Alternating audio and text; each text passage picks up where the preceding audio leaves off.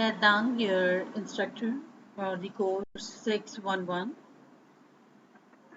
Inshallah, we will cover today our subtopic from the main topic gastrointestinal absorption, and the subtopic is the physicochemical properties of a drug affecting absorption of different oral dosage form. आपको बता दिया गया है कि हमारे तमाम lecture in this series of gastrointestinal absorption are covered from the applied biopharmaceutics and pharmacokinetics, chapter 15, biopharmaceutic consideration in the drug product design and in vitro drug product performance. हम according to our lecture plan हम आज इसको cover करेंगे in our lecture number 10. तो start करते हैं. बिस्मिल्लाहिर्रहमानिर्रहीम. रब्बिश शरली सदरी व यस्सरली अमरी. O my Lord, open for my chest and easy my task for me.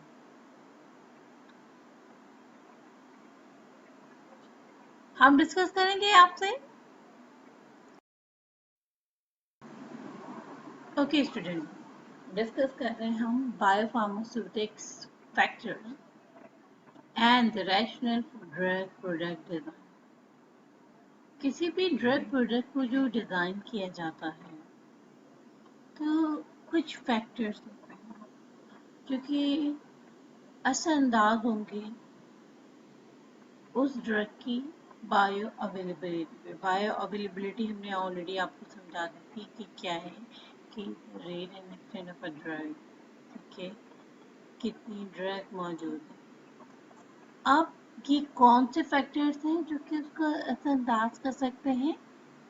Formulation of a drug, कि ड्रग किस तरह से बनी है. कुछ बायोलॉजिकल कंस्ट्रेंट है of patient.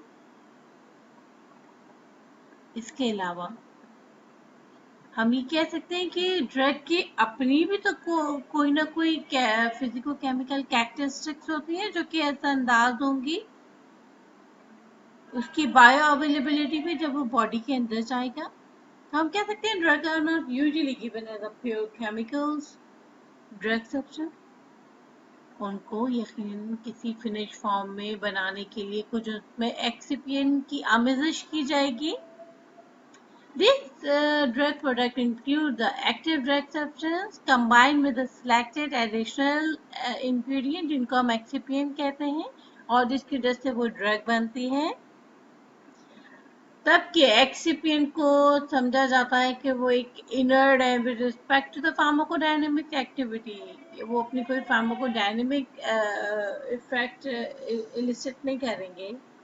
But excipient are important in the manufacturing of the drug product and provide functionality to the drug product with respect to the drug release and dissolution. मकसद तो यही है जो ड्रग अंदर body में जा रही है, चाहे टॉपिकल हो, चाहे ओरल हो, चाहे आईवी हो, यकीनन वो ड्रग जाए लिबरेट. आईवी में तो लिबरेट नहीं होगी, डायरेक्टली पहुंच जाएगी, मगर जो दूसरे रूट ऑफ एडमिनिस्ट्रेशन है उसमें वो लिबरेट होगी, एब्जॉर्ब होगी, ठीक है, डिस्ट्रीब्यूट होगी. तो मकसद यही है कि ये जो एक्सिपिएंट इसमें शामिल किए गए हैं ये ड्रग की बायो अवेलेबिलिटी को असरअंदाज या नुकसान ना पहुंचाएं. जैसे कि आपको मालूम है कि कुछ कॉमन ड्रग प्रोडक्ट होती हैं. कौन कौन सी? Like in the form of liquid, tablet, capsule, injectable, suppositories, transdermal system and topical cream and ointment. अच्छा, ये जो फिनिश डोजेज फॉर्म है या जो ड्रग प्रोडक्ट है are given to the patient to achieve specific therapeutic object. मकसद यही होता है कि वो जिस बीमारी के लिए दी जाए उसको क्योर करे। तो जो design of a doses form है या फिर जो formulation of a drug product है, ये जो मैन्युफैक्चरिंग प्रोसेसेस है, is required thorough understanding of the biopharmaceutics principle of drug use। तो इन तमाम मरहले में जिसमें मैन्युफैक्चरिंग भी है, हम सोच भी रहे हैं कि हम ड्रग को कोई डोजेज फॉर्म बनाएं, फिर ड्रग की कोई फॉर्मुलेशन करें, फिर उसको मतलब अल्टीमेटली फिर मैन्युफैक्चरिंग हो। तो इन तमाम चीज़ों के लिए साइंस रिक्वायर्ड है, science understanding of the biopharmaceutics principle. और ये जो consideration in the design of a drug product to deliver the active drug with the desired bioavailability, characteristic and therapeutic object। अब जबकि हम डिजाइन करने जा रहे हैं एक ड्रग प्रोडक्ट को जो कि अपने साइड ऑफ एक्शन पे ड्रग को बायो अवेलेबल करेगी और उससे वो हम अपने थेरेप्यूटिक ऑब्जेक्ट को अचीव करेंगे, वो कौन कौन से फैक्टर है? Number 1, physico chemical properties of a drug molecule, यानी कि फिजिको केमिकल प्रॉपर्टीज, उसकी फिजिक्स और उसकी केमिकल दोनों प्रॉपर्टीज ड्रग की मायने रखती है। Number 2, the finish dosage form. अब वो डोजेज फॉर्म क्या है? टैबलेट है कि कैप्सूल है? Number 3, the nature of the excipient in the drug product. Number 4, the method of manufacturing. And number 5, the route of drug administration. हम आज के टॉपिक में physico chemical properties of a drug molecule को consider करेंगे depth में। Okay, हम आपसे discuss कर रहे हैं physico chemical properties of a drug. तो ये जो किसी भी ड्रग कंपाउंड की फिजिकल केमिकल प्रॉपर्टीज होती हैं, इसके अलावा जो एक्सिपिएंट की होती हैं वो इम्पोर्टेंस रखती हैं।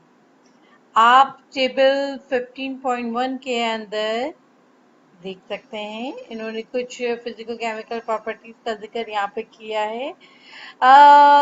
हम इन चीज़ों को कंसीडर करते हैं whenever we are going to develop a new drug product. Number 1, pKa and pH profile. क्या काम है इसका? नेसेसरी है for the optimum stability and the solubility of the final product. अब जैसे कि आपको बता दिया गया अर्लियर लेक्चर्स में कि बॉडी के अंदर एसिडिक टू बेसिक तमाम पीएच पाई जाती हैं from the mouth to the anus.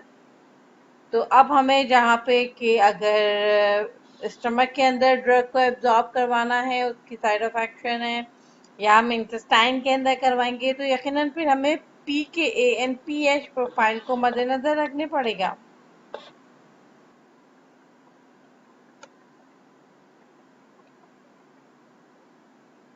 यानी कि हम कह सकें कि जो वीक एसिड होते हैं जो कि ओरली दिए जाते हैं, most of the drug in the stomach is unionised, क्योंकि फेवर करती है डिफ्यूजन को through the gastric mucosa.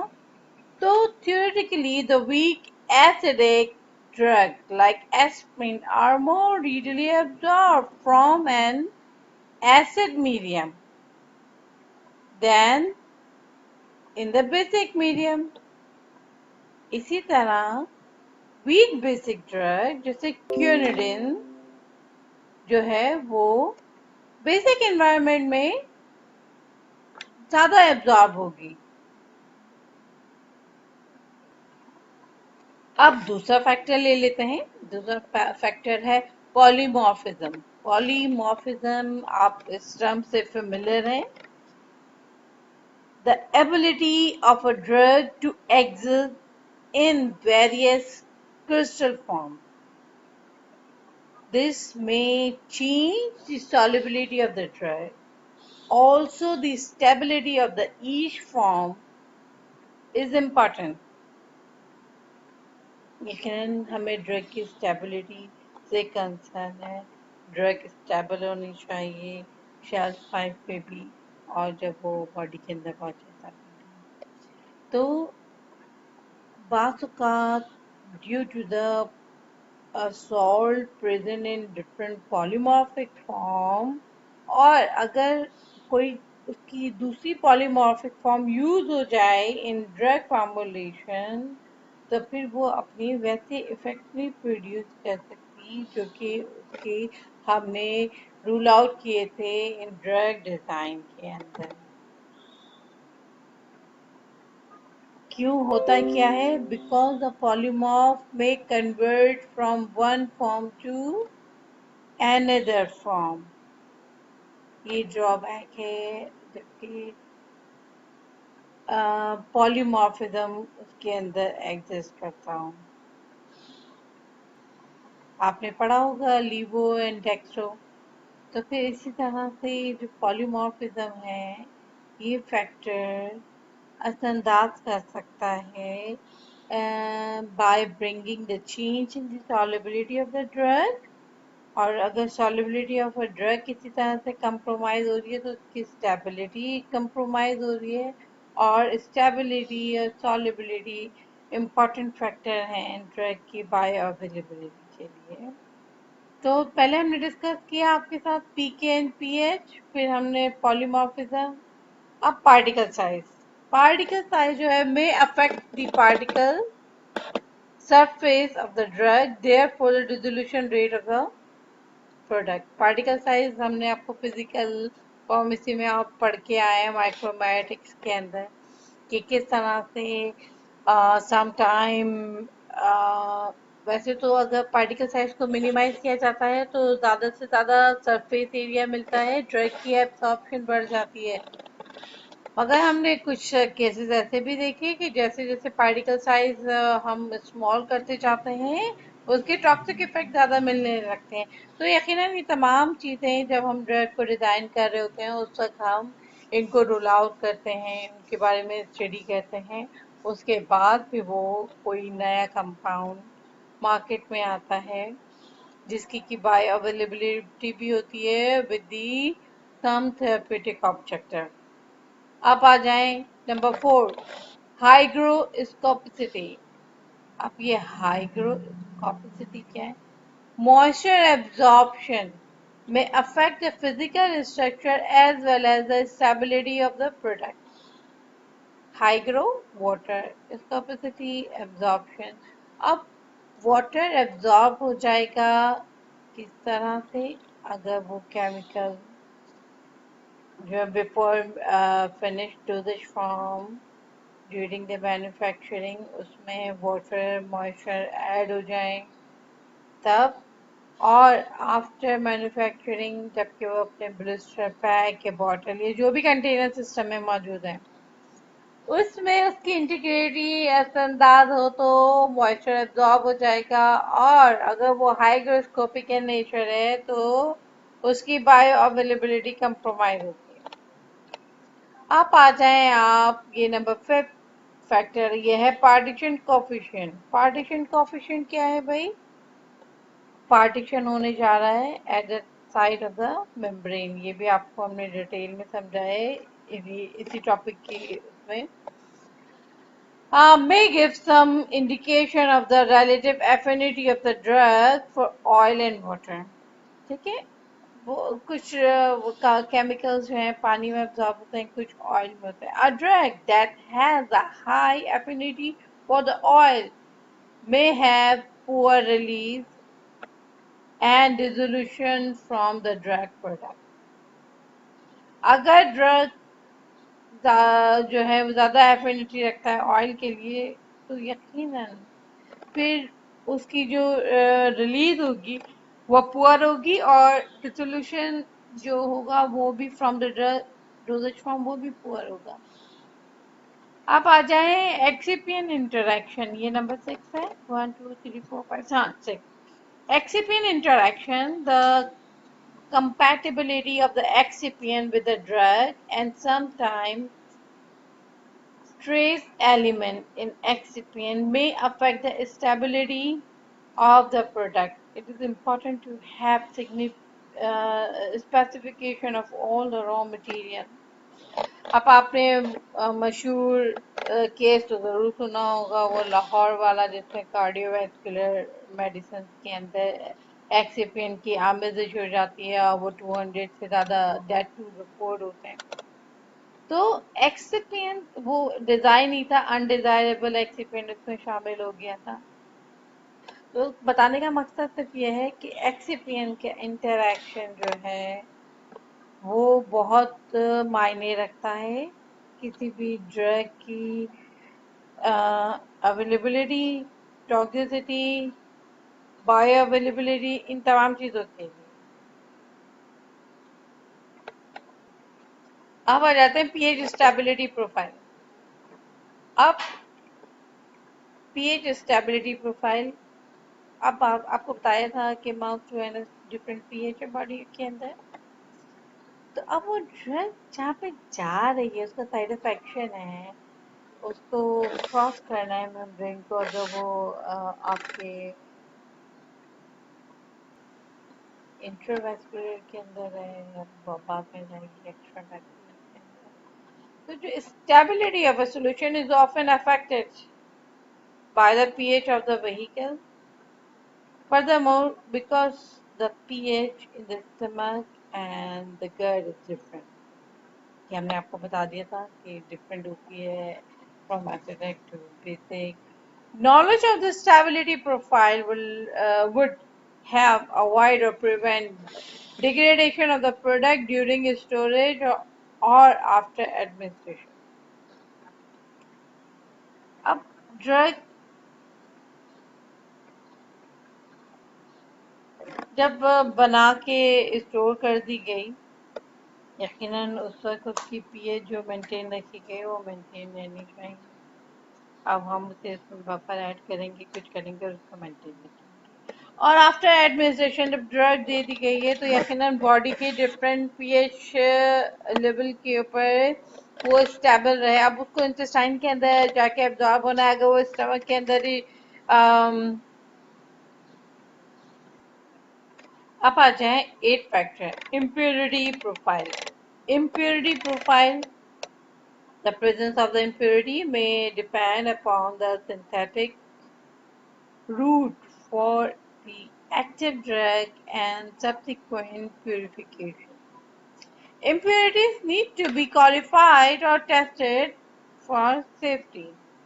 Changes in the synthetic method may change the impurity profile. Okay, next factor है chirality. The presence of the chirality may show that the isomer have differences in pharmacodynamic activity. अच्छा, अब जबकि हम कोई intravenous solution बनाने जा रहे हैं तो बहुत डिफिकल्टी होगी बनाने में, तब के जबकि वो पुअर एक्वस सॉल्युबिलिटी रखती है ना। हमें मालूम है ना कि हमें मालूम है कि सॉल्युबिलिटी एक इम्पॉर्टेंट फैक्टर है। तो यकीनन वो ड्रग जो कि हम इंट्रावीनस बनाने जा रहे हैं फॉर्म ऑफ सॉल्यूशन, तो उस ड्रग की जो एक्वस सॉल्युबिलिटी है वो अच्छी होनी चाहिए।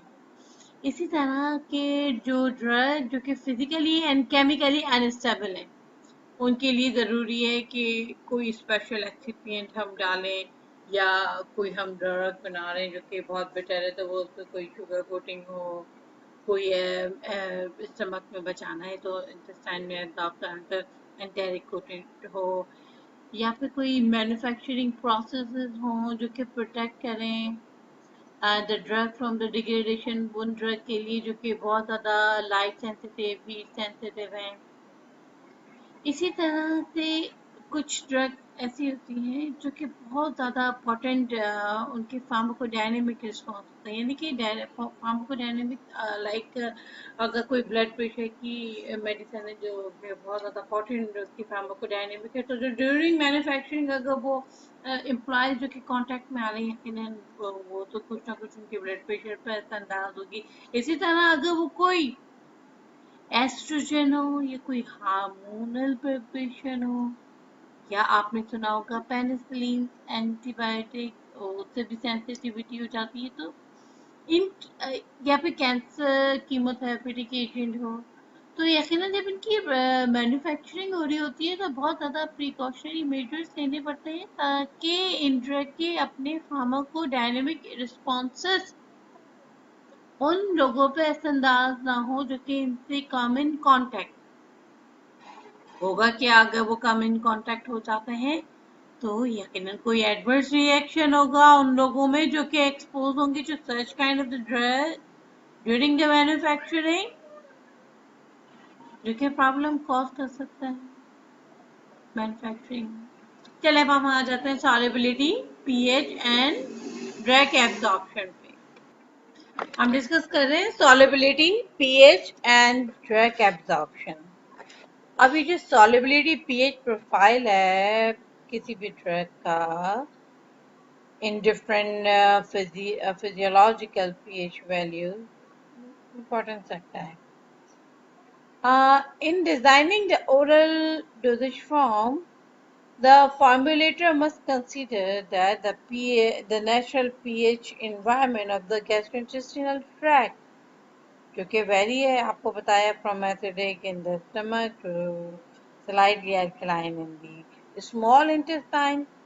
अब जो बेसिक ड्रग है वो मोर सॉल्युबल हो जाएगी in the acidic medium, forming a soluble salt.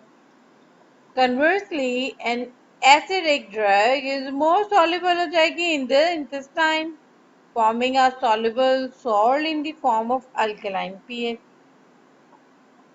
तो जो सॉल्युबिलिटी पीएच प्रोफाइल है वो हमें कम से कम एक रफ एस्टिमेशन देती है of the completeness of dissolution of a dose. हमने जो डोज दी है वो डिजोल्व कहाँ पर हो रही है, इन द स्टमक और इंटेस्टाइन। तो जो सॉल्युबिलिटी है may be improve with the addition of the acidic and basic excipient. अब हमें ड्रग को जहाँ पे भी एब्जॉर्ब कराने उसके हिसाब से हम उसमें एसिडिक और बेसिक एक्सिपिएंट डालेंगे। Solubilization of aspirin, for example, may be increased by addition of alkaline buffer.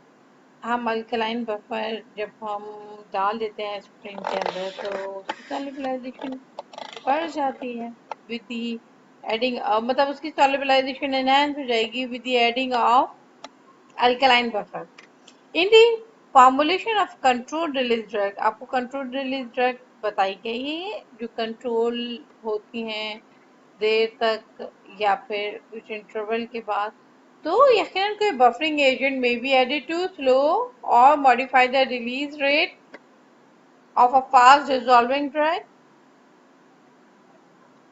इसके अलावा typically the controlled release drug product of this type is a non-disintegrating. अच्छा, हम इस तरह से बनाएंगे कि वो फौरन डिसइंटीग्रेट नहीं होगी,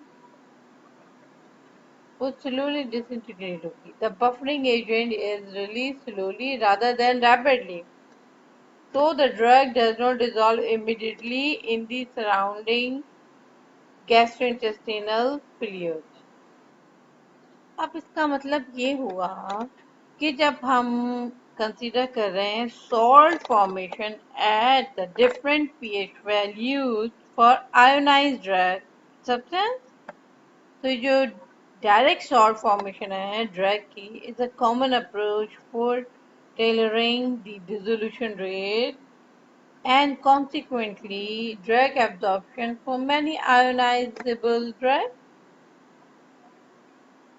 अब जो सॉल्ट फॉर्मेशन हो रही है जो कि मे bring change in the drug physico chemical properties in many aspect, कौन कौन से उसके एक्सपेक्ट हैं जिसमें सॉल्युबिलिटी है, केमिकल स्टेबिलिटी है, पॉलीमॉर्फिज्म है और उसकी मैन्युफैक्चर एबिलिटी है, all of which must be considered by the formulator during the development.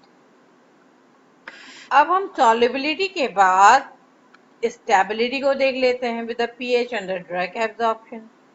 तो जो stability pH profile है is the plot of the reaction rate constant for drug degradation versus pH. अगर drug की decomposition हो जाती है by the acid और base catalysis तो some prediction of the degradation of the drug in the gastrointestinal tract मे भी में हम पहले से कंक्लूड वो कर सकते हैं, सोच सकते हैं इसके बारे में. For example erythromycin has a pH dependent stability profile. अब एरिथ्रोमाइसिन है जो कि एक स्पेसिफिक पीएच पर ही स्टेबल है, तो इन एसिडिक मीडियम कहाँ पर होता है, स्टमक में होता है. तो एरिथ्रोमाइसिन डिकम्पोजिशन अकर रैपिडली, वहां पे फिर ये एरिथ्रोमाइसिन डिकम्पोज हो सकता है. whereas in neutral or alkaline pH the drug is relatively stable. अब एरिथ्रोमाइसिन जो है वो अल्कलाइन पीएच के अंदर स्टेबल है या नेचुरल पीएच के अंदर स्टेबल है, बट एसिडिक के अंदर वो डिकम्पोज हो जाएगी. Consequently erythromycin tablet are coated किया जाता है with an acid resistant film enteric coated, which is referred as enteric coated to protect against the acid degradation in the stomach. The knowledge of the erythromycin stability consequently lead to the preparation of the less water soluble erythromycin salt that is more stable in the stomach. हमने इसको stomach में decompose होने से बचा लिया. The dissolution rate of the erythromycin drug release powder without excipient vary from 100% dissolved in 1 hour for the water soluble version to the less than 40% dissolved in 1 hour for the less water soluble version. Dissolve in 1 hour for the less water soluble version. Particle size को discuss कर लेते हैं. With the drug absorption dissolution kinetics is also affected by the particle size. यकीनन जो जितना particle size minute होता जाएगा dissolution की काइनेटिक बढ़ती जाएगी. तो मतलब डायरेक्टली प्रोपोर्शनल है, जैसे जैसे particle size reduce dissolution kinetics बढ़ती. अब जैसे कि नॉइस बिटनी डिसोल्यूशन मॉडल है, वो बता रहा है कि dissolution rate is proportional to the surface area of the drug. Dissolution take place at the surface of the solute की सरफेस के ऊपर हो रहा है. And thus the greater the surface area the better the water saturation, ज़्यादा से ज़्यादा saturation होगी, and the more rapid the rate of drug dissolution. The effective surface area of a drug is increased enormously by the reduction in the particle size. Okay, ये जो geometric shape होती है particle की वो असंदाज करती है the affect the surface area and the duration of the resolution, and the surface is constantly changing. For the resolution calculation use किया जाता है वेरियस मॉडल को. However, the solute particle is usually assumed to have retained its geometric shapes. यानी कि हम कह सकते हैं कि कुछ ऐसी ड्रग्स हैं जो कि बहुत एक्टिव होती हैं when administered intravenously, but कुछ इनफेक्टिव होती हैं जबकि उनको ओरली लिया जाए because of the poor oral absorption owing to the drug poor aqueous solubility. अब ग्राइसोफिल्बिन है, नाइट्रोफ्यूरेंटोइन है, and many steroids हैं, are the drug with low aqueous solubility. इनकी बहुत ही कम aqueous solubility है. तो reduction of the particle size by milling, हम with the help of the mill इनकी particle size को reduce कर लें to a micro level तक, तो हम improve कर देंगे oral absorption of these drugs. A disintegrant may also be added to the formulation to ensure rapid disintegration of tablet and release of the particles. In addition to the surface activation, हम increase कर सकते हैं wetting as well as the solubility of these drugs. Polymorphism, solvate and drug absorption को आपसे discuss कर लेते हैं. Physico chemical properties हम डिस्कस कर रहे हैं जो कि किसी भी ड्रग की बायो अवेलेबिलिटी पर संताज हो रही है. तो polymorphism refer to the arrangement of drug substance in various crystalline form और पॉलीमॉर्फ डिफरेंट क्रिस्टलाइन फॉर्म में मौजूद होते हैं. अच्छा, जो पॉलीमॉर्फ है वो यूज किया जाता है to describe the polymorph, solvate, amorphous form and desolvate. तो ये जो polymorph forms हैं, ये amorphous forms हैं, amorphous forms are non-crystalline form. Amorphous तो ये जो non-crystalline form, उसके अंदर solvates are forms that contain a solvent in the form of solvate. और water, अगर water कोई solvent होगा तो solvate, और अगर water होगा तो hydrate, और अगर desolvated होगा तो solvent are formed that are made by removing the solvent from the solvate, उसे हम कहेंगे desolvate. अगर वो जो many drugs exist in an anhydrous state, anhydrous जबकि उसके अंदर कोई water नहीं हो, और in a hydrous state आपसे डिस्कस हो रहा है पॉलीमॉर्फिज्म. पॉलीमॉर्फिज्म के अंदर आपको बताया जा रहा है कुछ सॉल्वेट होते हैं, कुछ हाइड्रेट होते हैं. ठीक है, तो अब polymorph have the same chemical structure but the different physical properties such as the different solubility, hygroscopicity, density, hardness and compression characteristics. कि तमाम characteristics उनकी different होंगी. Some polymorphic crystals have much lower aqueous solubility than the amorphous form. अब कुछ जो crystalline form होती है उनकी जो सॉलिबिलिटी एक्वस के अंदर होती है वो कम होती है as compare to the amorphous form. amorphous मतलब powdery फॉर्म में होते हैं वो, causing a drug to be incompletely absorbed.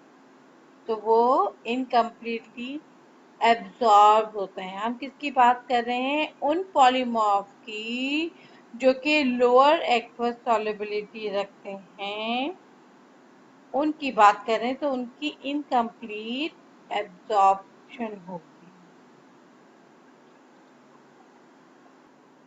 हम एग्जाम्पल ले लेते हैं क्लोरमफेनिकोल की.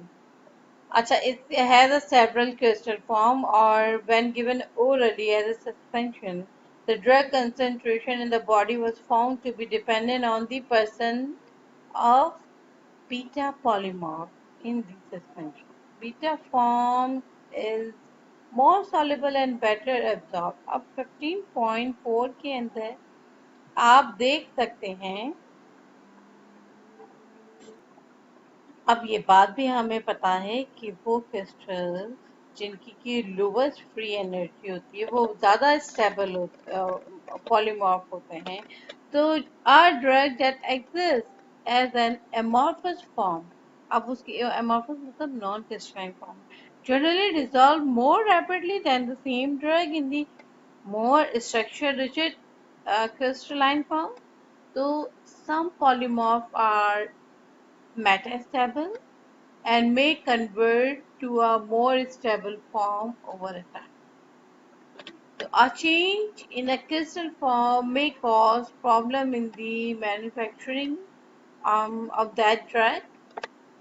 अब वो जो कि जिसके अंदर भाई कन्वर्ट हो रहा है बाबर उसकी मतलब मेटास्टेबल फॉर्म है पॉलीमॉर्फ की, तो वो यकीनन प्रॉब्लम क्रिएट करेगा in manufacturing of a drug product. Okay student, यहाँ पर हम अपना चैप्टर लेक्चर आज कंप्लीट करते हैं। हमने आपको physico chemical properties of a drug discuss की हैं आपसे, और हमने बताया कि किस तरह से फिजिको केमिकल प्रॉपर्टीज हैं जो कि ड्रग की बायो अवेलेबिलिटी को अंदाज कर सकती हैं। फिर हमने आपको solubility, pH and drug absorption बताया। उसके बाद हमने stability, pH and drug absorption, particle size and drug absorption explain किया आपको, और उसके बाद हमने आपको polymorphism, solvate and drug absorption आपको एक्सप्लेन किया। इंशाल्लाह हम नेक्स्ट आपको according to our course plan हम शुरू करेंगे biological half life and volume of distribution. तो स्टे ट्यून्ड। अल्लाह हाफिज़।